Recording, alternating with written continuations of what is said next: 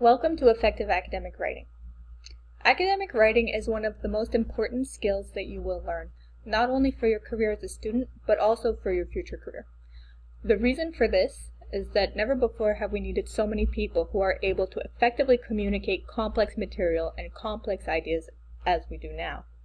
This course really aims to fast-track you into understanding what your professors are looking for and how to provide it. So let's jump in. The course is designed according to what you need to know. So the first lecture is on the purpose of academic writing.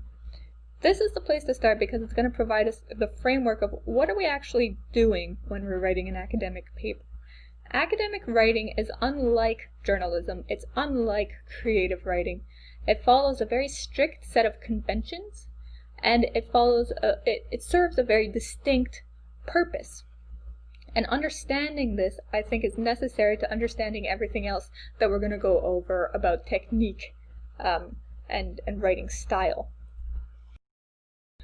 Related to this, the second lecture is about writing for your audience. So I would like to introduce you to your professor and your TAs. Academics are a prickly set of people. We tend to be so deeply steeped in our fields and in the conventions of our fields that pitching a message to an academic really needs to be done in a certain way, and there are certain common pitfalls and pet peeves to be avoided as well. And so this lecture is where we're going to go over some of those.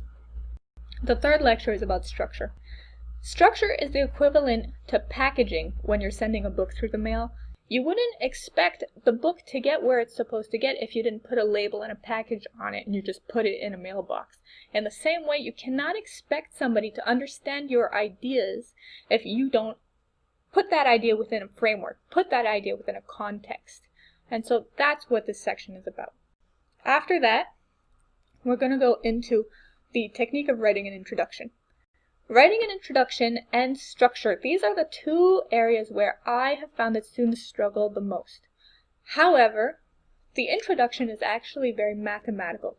It follows a distinct set of principles, and we're going to go over it in this lecture. Before we get into writing the body, we're going to talk about writing the conclusion. Now, why are we going to do this out of order in that way? It's very simple, because we're talking about structure.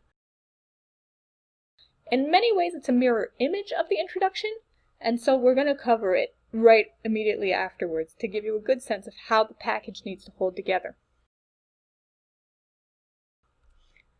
The next lecture is on writing the body. So this is where we're talking about the topic sentences. This is where we talk about how do you package your specific ideas so that they receive optimum consideration from your reader. Here's the value add to this course. I'm assuming that you have a good idea and that you want to write a good paper.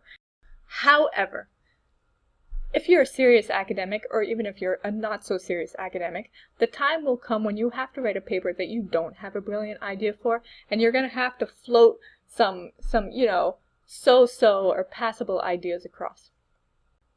Good framework, good presentation, good packaging will make even mediocre ideas look good. Finally, we're going to talk about some writing tips and tricks. So think of this as the frosting on the cake. This is the wrapping paper or the pretty bow. Here we're going to talk about terminology. We're talking about academic tone. We're talking about pattern. This is the stuff that's going to make your paper kind of extra delicious. We're trying here to hit the academic soft spot of your reader, okay?